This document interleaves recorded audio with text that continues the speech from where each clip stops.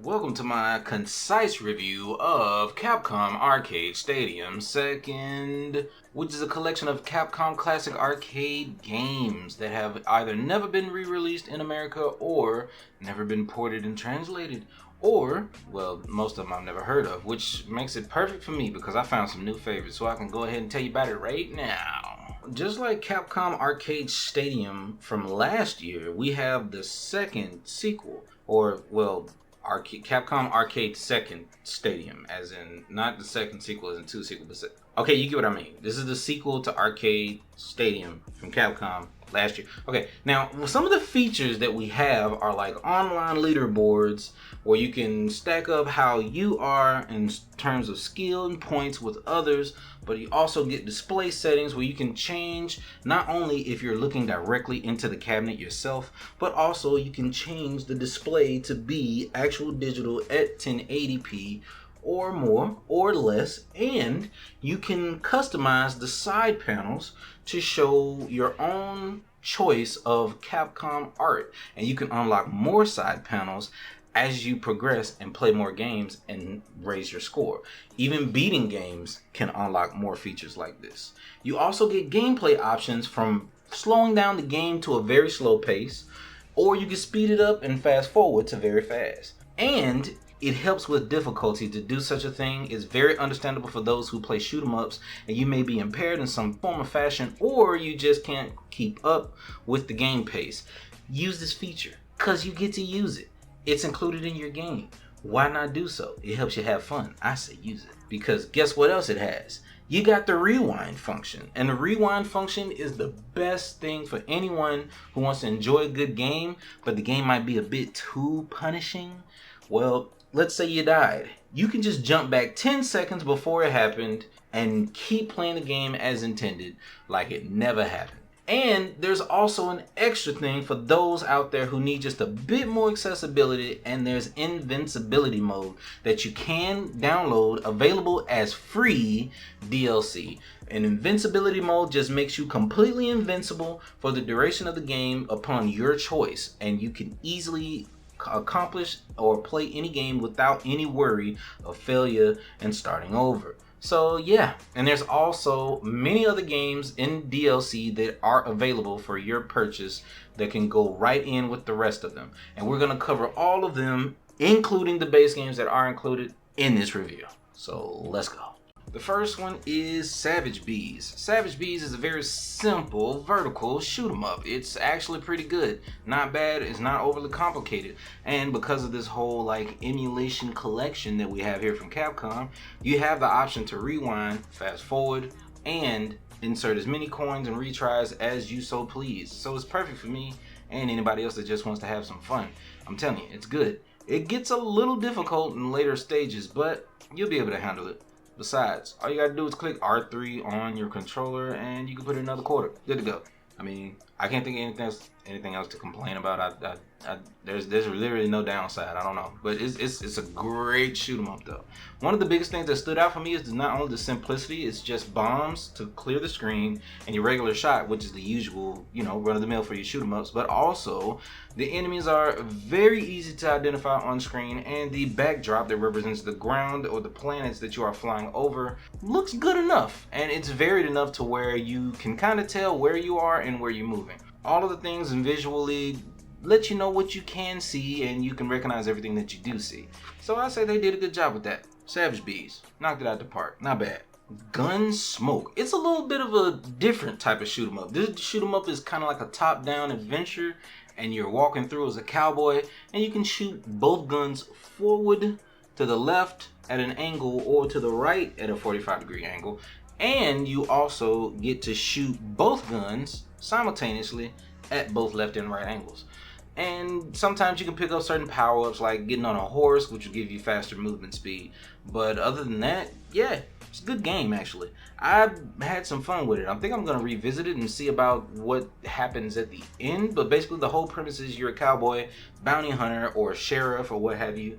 And there are these wanted men who have a price on their head, and it's up to you to go and find them. And usually you find them at the boss fight at the end of each stage. It's pretty good. The boss pops up, the health bar goes up, and it's up to you to make him go down. Not bad. I'd say it was actually pretty good and I did not mind it at all. It's another shoot 'em up that I had some fun with. You get variety in enemies, although some of them may be problematic due to today's standards when it comes to speaking about race of the Native Americans, but still it is a relic of its time and it's very fun to play, very enjoyable. I would actually recommend this to anyone who are young or not that experienced or maybe just casually enjoys a good video game.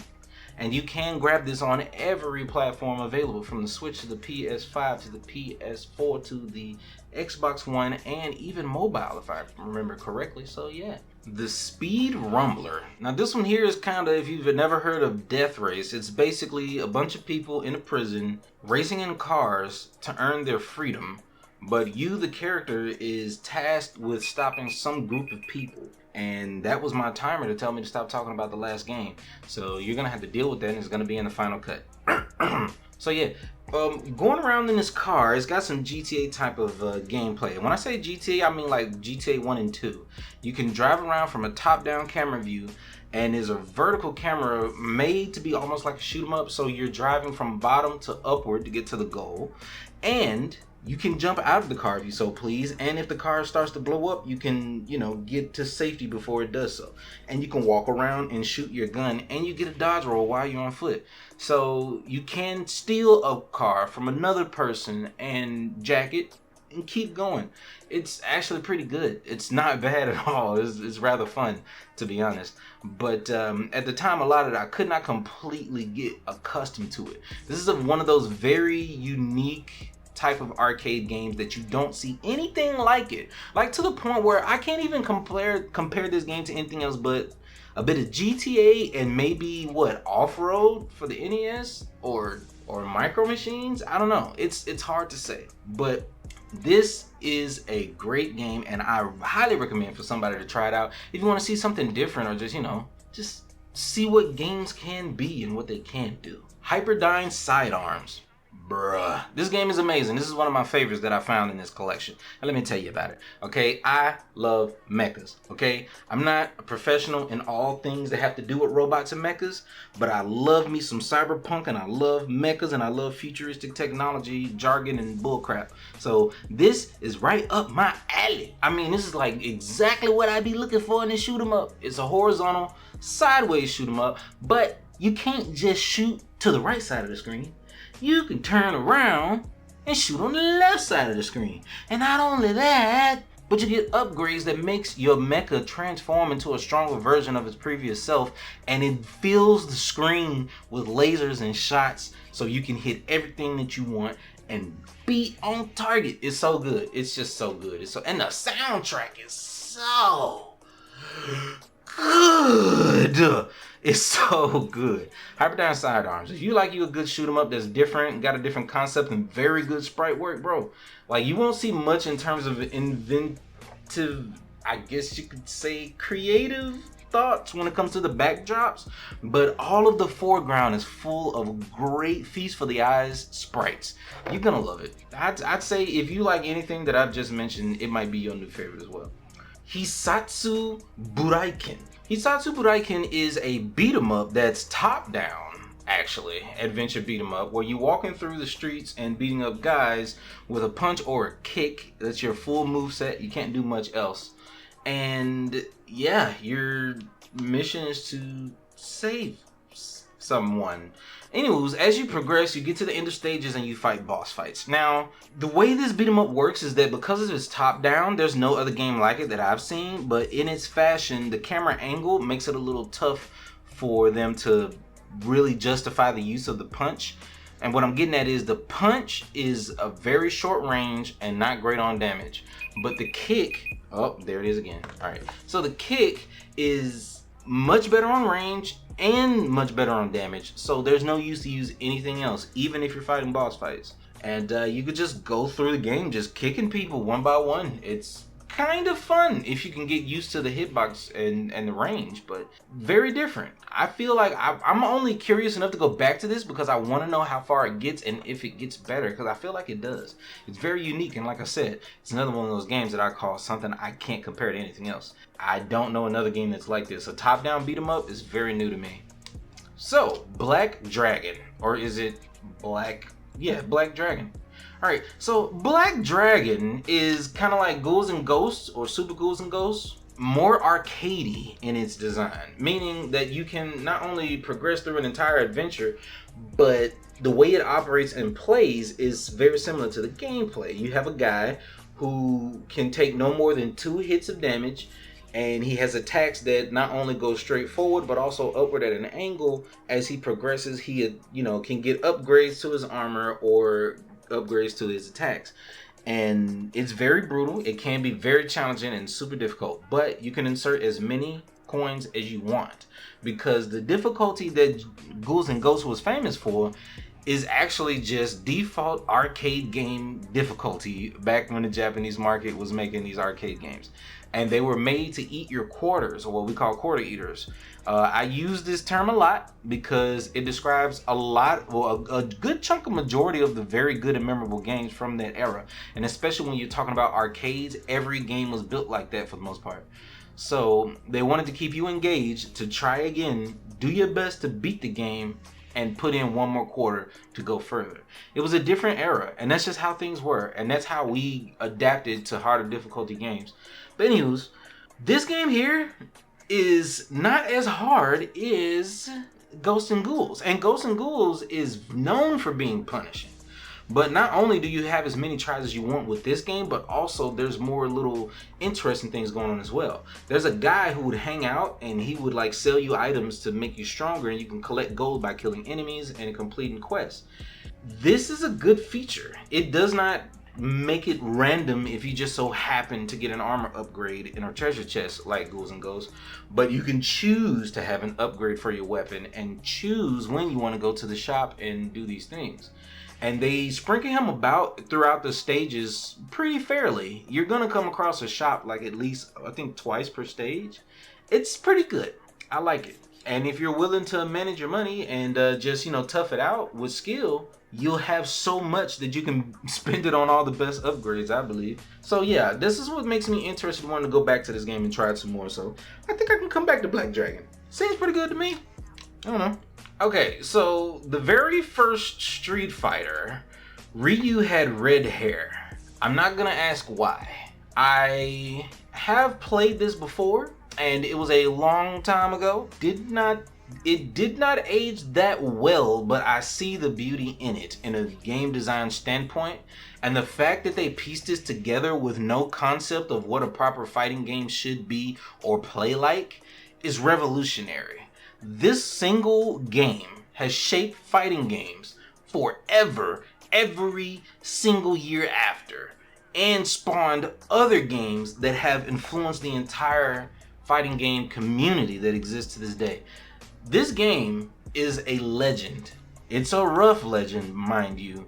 We might need to help it into the wheelchair, and it's a rough legend. We might have to, feed it oatmeal at times, but it might need a little swig of prune juice. But it's an amazing game nonetheless, and you can probably find your way to having fun. And I'm pretty sure there's people who grew up with it that can just beast with it. I haven't grown up with it, so I'm terrible at it. But, anywho's, Street Fighter, not bad. Tora Hinomichi. Okay, let me translate that. Hold up. Tora Hinomichi. Alright, hold up. I got it. Don't worry. Hold up. Hold up.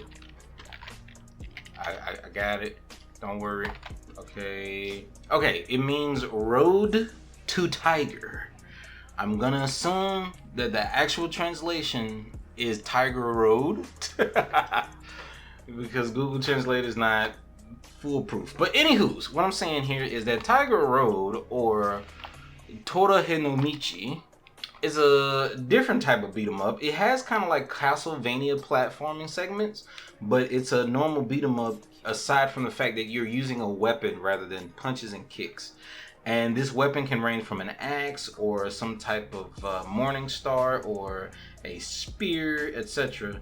And you, of course, do the usual thing, and you pass through the stage, kill enemies, and then get to the boss fight and fight the boss. and progress. I have not beaten it, but I do plan on going back to it. It's interesting, the sprites are unique, and I really want to see what happens next. I'm kind of a sucker for arcade games that have a little story, you know, something to draw you in, make you want to keep going. It was a good time. All right. 1943, Kai. 1943, the most I know about it, I used to play 1943 on classic game collections and an old arcade cabinet that sat in the back of an old arcade. And it was actually fun to me. I enjoyed 1943. There was a Galaga machine there, and then there was a 1943 machine, and I preferred 1943 for some reason, even though I got good with both. But yeah, 1943 is amazing. I actually enjoyed this version as well, because the good thing about 1943 is that this is the perfect shoot 'em up for anyone who's brand new to shoot 'em ups. You don't die in one hit like every other shoot 'em up out there. There's actually a life bar, and you just move around and try your best to stay alive and rack up as many points and kills as you can. And while you do so, you still have options to not only clear the screen with bombs, but also get certain upgrades when you defeat enemies. And it will upgrade not only your laser shot, but also will give you other capabilities that I do not recall at the time. But this is a Japanese version of 1943 that was never released in America. And I think it was arcade cabinet only, so it looks dope. And I had a good time with it. The sprites are still great, looks good. If you do play it in this collection, you will notice that some of the games are only Japanese ROM available, so you will see Japanese characters in the text. But the title screen and most of the essential words on screen will be translated to English. If not, it will be English as it was originally designed, because that was a must back then. Now, Last Duel. This game is so good. Last Duel, Interplanet War 2012. This is a shoot 'em up made by Capcom, where you are riding in this Kira type bike thing, this three-wheeled bike, and it can shoot a blaster, and you use it in order to kill enemies as you go along on the road in this futuristic sci-fi space place. And now, once you get to the end of the stage, it transforms into a spaceship, and you go out into the outer atmosphere and fight things in space. It's amazing. It looks so good. The sprite work is amazing. I can't tell you how cool this game is. You need to understand that this game is amazing. I could not put it down. I was supposed to only play it for like no more than 2 credits. And now I look up and I played for like a full 30 minutes, and I'm having so much fun. I want to go back and beat it. I think I should. I'm gonna. Alright, but anyway, yeah. LED Storm, or LED Storm? I don't know. LED Storm. It's basically a racing game, arcade racing game, and the whole point is that there's this competition of a race around the world, or this planet, and it's like future sci-fi as well. The sprites look amazing on here too, and the thing about this racing game is not only are you racing in some futuristic F-Zero-esque type of world, but also you have to keep your fuel at a certain level throughout the entire thing. So if you run out of fuel, it is game over and you will have to try again. But if you do not, you can most likely make it to the end. And it's more important to finish than to finish first in this game, it seems. But you know me, gotta do both. So anyway, this is actually a fun game. I would put anybody who just wants to have a good time for a moment on this. Like, it doesn't matter what skill level, you'll enjoy it. And I'm saying it's not bad. So yeah, LED Storm. Magic Sword. Magic Sword is an amazing RPG beat 'em up. And the way this thing goes is it's an adventure game that has RPG elements about your character being a warrior, using a blade. You have to collect keys that you find in chests in order to open these cells and cell doors, which will oftentimes give you a partner that can join your party and attack with you. It's amazing. The mechanic of the attacks is basically when you attack, you release energy that you passively accumulate. So the energy you build up by not pressing any button, once you press the attack button, it will release a stronger shot. So swinging your sword after it's full will release a fire shot, and then later you get a better sword and you'll eventually shoot lightning bolts, etc., etc. It's actually pretty good. I love the progression and everything about it. The sprite work as well. It looks great. and it plays great, to be honest with you. It's tight controls, there's platforming and everything, and it works like it should. I don't know what else to call this except for it just works. And the stronger you get, the stronger your allies get. The stronger your allies are, the easier the game becomes. It's just amazing. This game was so good, y'all. I beat it. I was supposed to play it just for footage for this review, but I beat it. I couldn't stop playing it. It's so good. I couldn't stop playing. I don't know what else to say. Just play it. The music, the gameplay, just play it. Just play it. The variety of enemies, the change of scenery, the art style, just play it. Anywho's, yeah, Magic Sword is good. Now, this next arcade title within the collection is another collection within the collection. And it's a collection of 3 games that Capcom exclusively published in Japan. I don't think any of these cabinets came to America, at least. And they are 2 of them belong of the same series and art style of characters, while the other is a puzzle action game. The first is Midnight Wanderers. Midnight Wanderers is a platformer kind of shooter, and you could kind of call it a run and gun like Gunstar Heroes, and it's not bad. It goes at a slower pace though, so if you're looking to play with someone who's new to this type of stuff, it'd be perfect for them. Now, the second game is called Chariot, and it's a horizontal sideways shoot 'em up. And it is very much so on the easier side. So basically, it's very accessible. And it's perfect for anyone who just wants to enjoy a good game. Like, these games in this collection are like, think of app games and mobile app games, but with like some depth and fully designed music and great art, and it's just more. You get a full gaming experience out of every one of these titles, and I guarantee you will have a good time. Chariot is actually not bad, and it was fun to fool around with. I had to force myself to stop playing it. And yeah, the last game in this collection is called Don't Pull, a puzzle and action game. And basically, it's just where you push blocks with little bunny rabbits and cute furry animals, and you use these blocks to crush your enemies, and you have to plan it out because each stage has a certain arrangement of blocks, kind of like Bomberman, and you have to find a way to use these blocks in an effective way in order to defeat them and move to the next level. And it was actually adorable. I did not mind it at all. The King of Dragons is another RPG, but it's more of a beat 'em up rather than an adventure game. So the RPG elements is basically leveling up and equipping better equipment as you progress. But this one is more traditional in its character designs and roles.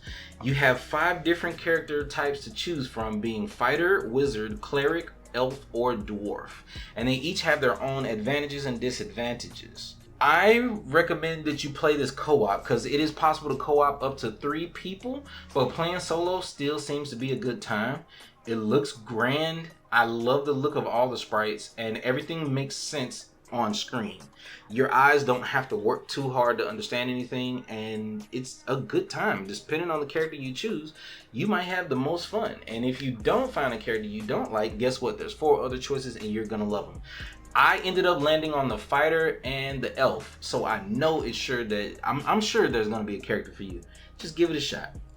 Block. This is basically one of those classic block breaker games, and I used to love these, and I actually had fun with this one.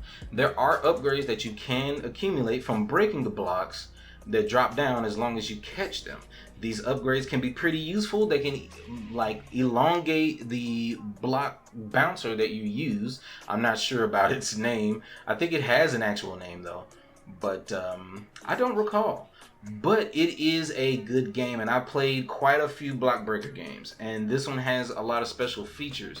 There's even a feature where you can hit one specific block and it will clear out the rest of them and reward you with a stage clear and move you to the next stage. You know, little features like that, little quality of life, excuse me, not slice of life. I watch too much anime. Okay, anyway, Knights of the Round. Knights of the Round is a beat 'em up, but it's centered around King Arthur, Sir Lancelot, and Percival for some reason. But basically, this beat 'em up is a little different because I guess you called it a slash 'em up, but it's not really. Mechanically, it is a beat 'em up. And with this one, you progress from left side of the screen to the right as usual. But you have to use a sword to defeat your enemies. And each one of the characters that you can choose from, the 3 that I mentioned, they can have an upgrade that adds armor to them and increases their damage resistance, while also you can find yourself jumping onto a horse for a power up. A horse will not only give you better movement, but also moves your hitbox so it's harder for you to take damage because it takes only 1 hit to knock you off of the horse. The only gripe I have about the horse is that you can't turn around, so it's going to be kind of weird when you need to hit certain enemies. But while on foot, and the way this beat 'em up works is that you can, of course, turn around and fight those that are behind you on the left side of the screen. So yeah, that's the only thing. But otherwise, the sprites are actually good. They're full-bodied sprites. And given the time that it was made, there's a lot of detail in the armor, the weapons, everything. So yeah, I do approve. It was actually great. I had to tear myself away from it because so many of these games and beat 'em ups are great. But I had to finish the review. Oh, Saturday Night Slam Masters. I heard about this game through legends and fables alike from many people. And this game is not bad. I don't understand it completely, and it's probably more fun with friends, but it's dope. Okay, so if somebody said, let's take wrestling and put it with a fighting game and just put those 2 things together, and it works. Like, all you have to do is basically get all of the health down on your opponent and then pin them in the ring. 3 count pin gives you a win and you're good to go. So I say, all right, I'll come clean. I'm terrible at this game. I'm terrible at this game.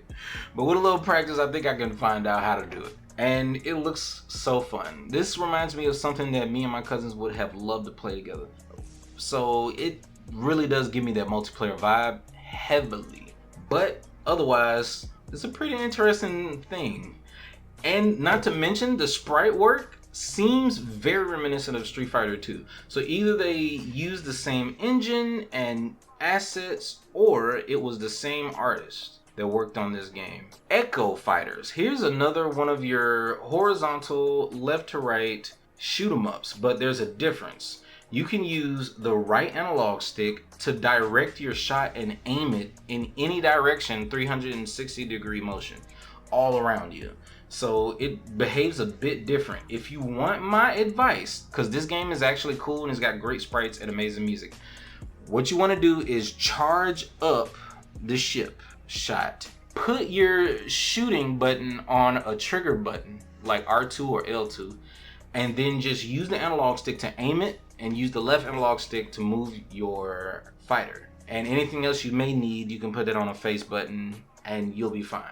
And that's my advice because that's the best way to play this. So that it's like a twin stick shooter, but it's a sideways shoot 'em up. That's cool.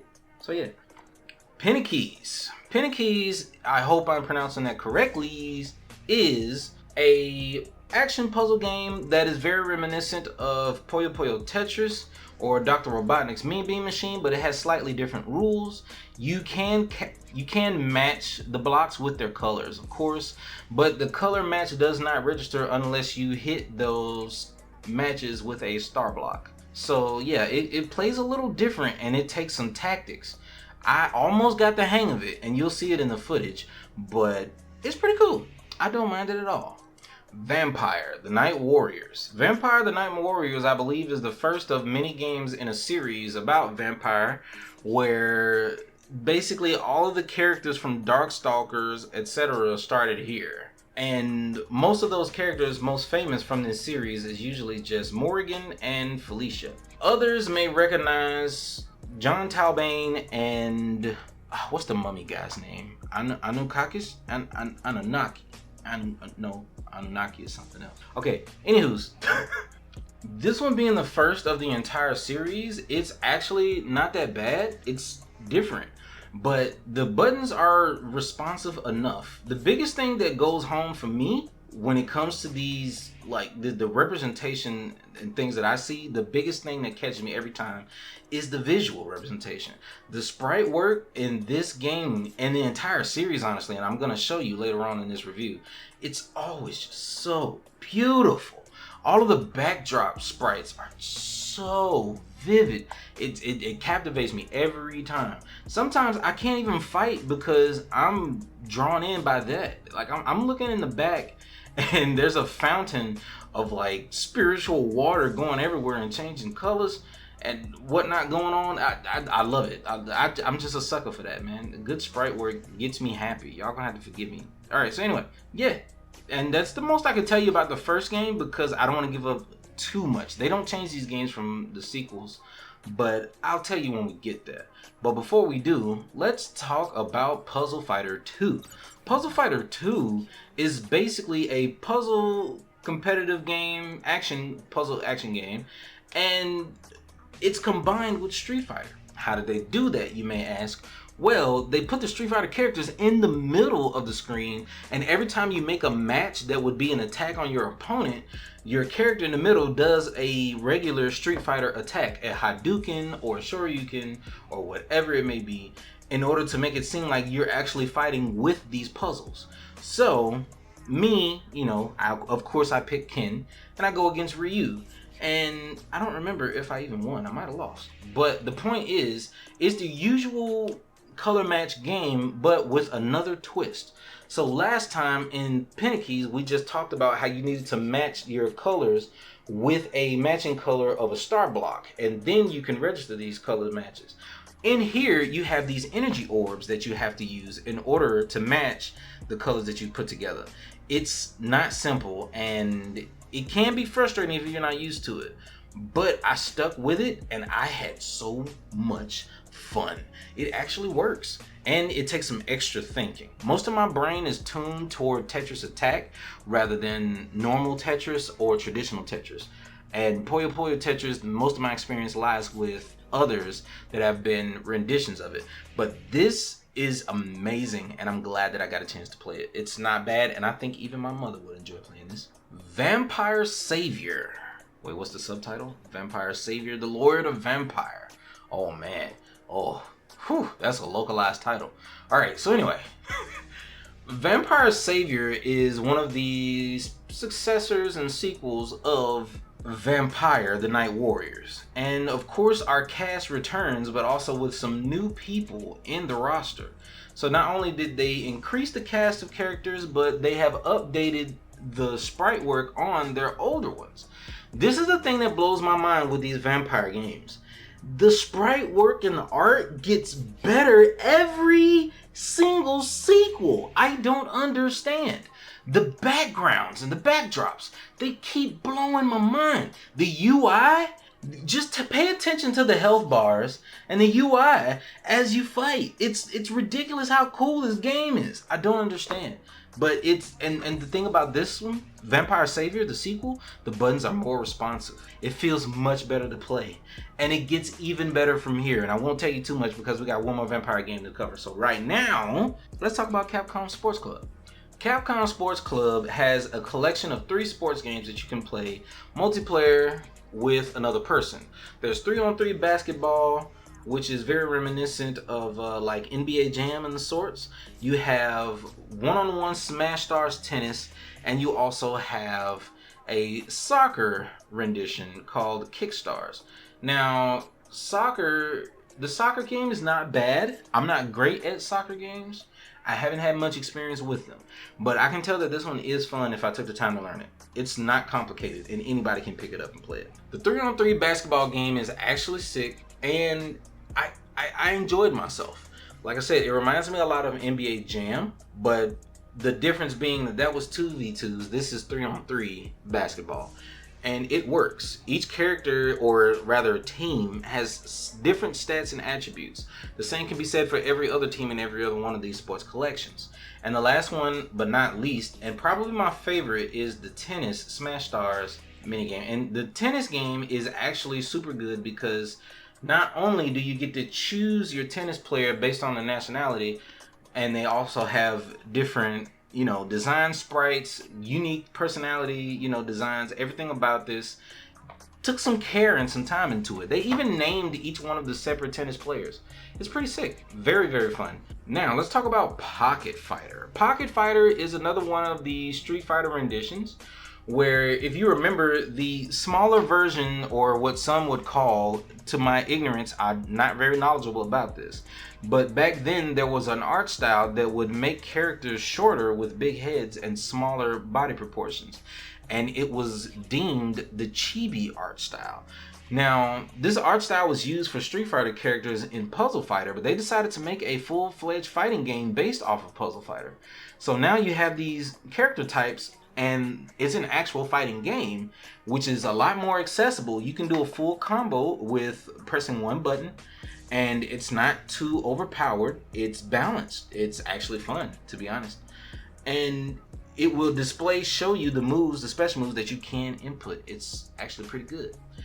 And there are other things that are added in as well. Some of the characters have cartoony type abilities where they can pull out an entire hammer and flatten their opponent, or do other type of zany, wacky, you know, cartoonish anime attacks. So yeah, I do approve. Very accessible, great for first timers. Street Fighter Alpha 3. Alright, so I've played all of the Street Fighter Alpha games in this entire collection, and I think it includes Alpha 1, 2, and 3. Street Fighter Alpha 3 is amazing. Listen, I had so much fun. I went in, I played Ken, I was going to do a 1cc run of the arcade mode, and I got so engrossed that I played all the way up to M. Bison, the final character, the final boss, and I lost because Psycho Crusher, it does like half your health, and you can't do anything about it. So yeah. Anyway. But right after that, before I get into the next game, I have to sing praises for this game. Okay, I've heard a lot about Street Fighter Alpha, and I didn't know what all the hype was about until a certain someone in my stream that I knew really introduced me to it. And the biggest thing that was the most interesting is that Street Fighter Alpha is amazing. Like, the buttons, super responsive and snappy. Everything I wanted to do with Ken worked perfectly. If I wanted to wake up and punish with a special, I was able to do so with no trouble. If I wanted to do a neutral jump and punish with a heavy kick, I had no problem. I say this game is great. I say that they've been holding out on the goods, because all I've heard about was Third Strike, and nobody told me about Alpha, and it hurts. This is good. It's great. Might be my favorite Street Fighter. Anyway, so yeah, Street Fighter 2. Now, this Street Fighter 2 is Hyper, the Hyper version, and I think the Hyper version is like the latest version of the arcade classic that was like tournament ready or tournament prepared version of the game, and it is super snappy.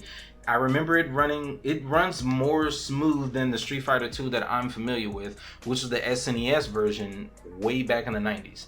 But this still works well and looks great. It behaves as I remember, especially during a time where cardinal directions on the directional inputs were not the norm. It was usually 4 inputs, and instead of having a separate input for upright or downright and etc., it would just count up and right at the same time.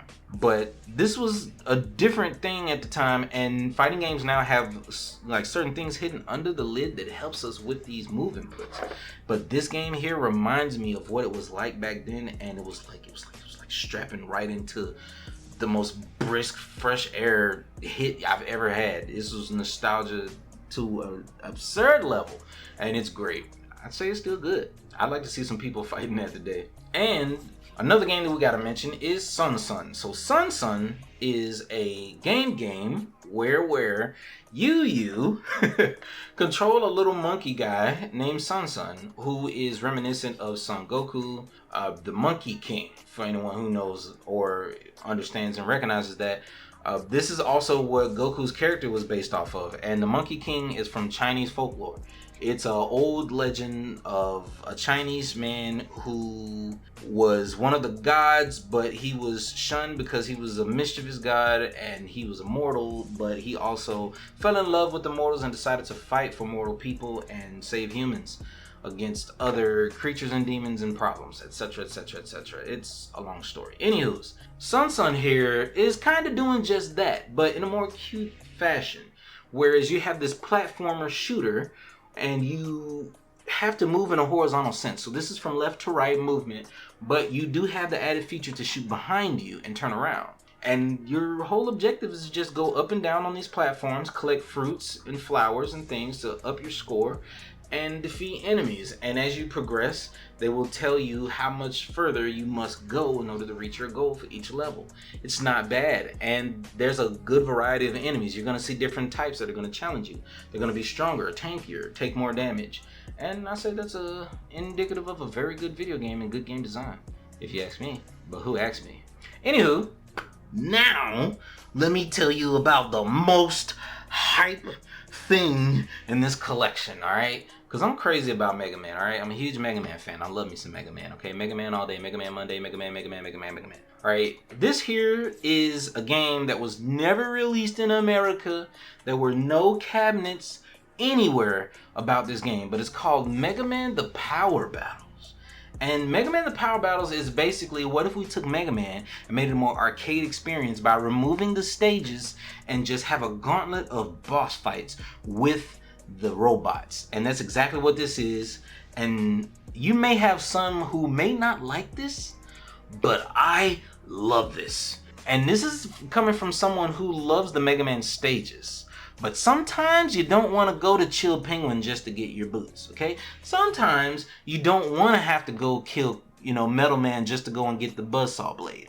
Sometimes you just don't want to go through the mess in Quick Man stage just to get the appropriate weapon that you want to abuse the other bosses with.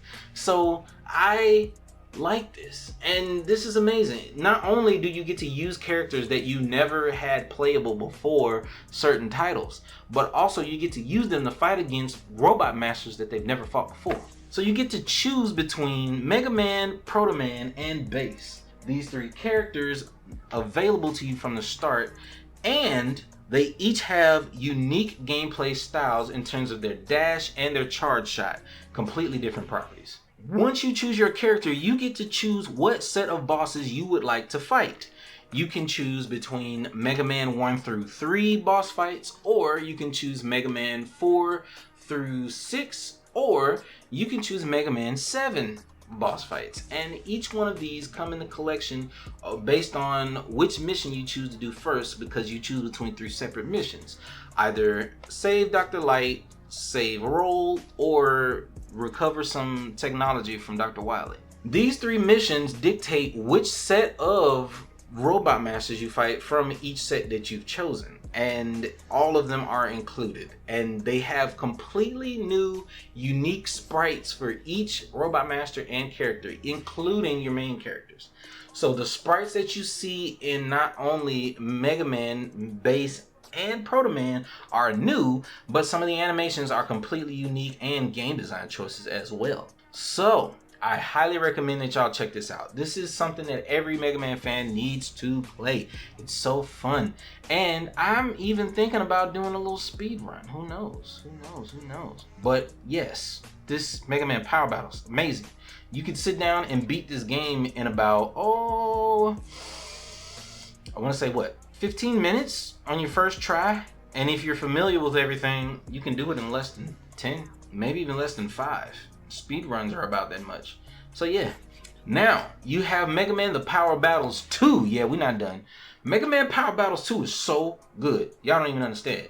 Like, it improved on everything. You have a better life bar system. You have these choices between your items and weapons, and of course, just like in the first one, every time you defeat a enemy, you gain their powers, and that's true for Mega Man, Bass, and for Proto Man. But this time around in the sequel, you get to play as duo. Now, at times during a fight, if you run into a bit of trouble, you're gonna see little Eddie, the robot, will come out and support you, and he'll give you a little power up. That power up may summon a rush that will give you a rush core that you can jump off of, or you'll get Beat to show up, the little bird, and it will give you a protective shield for a certain amount of damage that you receive.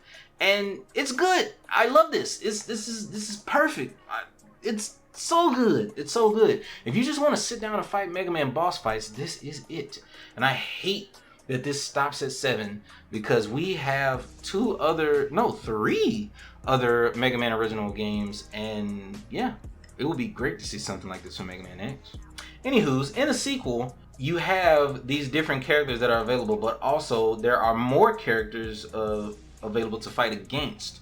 So any Robot Masters that weren't included in the first game made it into this game, right down to Shade Man from Mega Man 7. But you also have Cut Man from Mega Man 1. So they included everything that they could. Anywho's, this game is perfect to me. I love it. I hope you all love it. It's amazing because it's a Mega Man. Now, yeah, that's everything that's in this Capcom Stadium collection. Please let me know if you enjoyed my review because I enjoyed the game.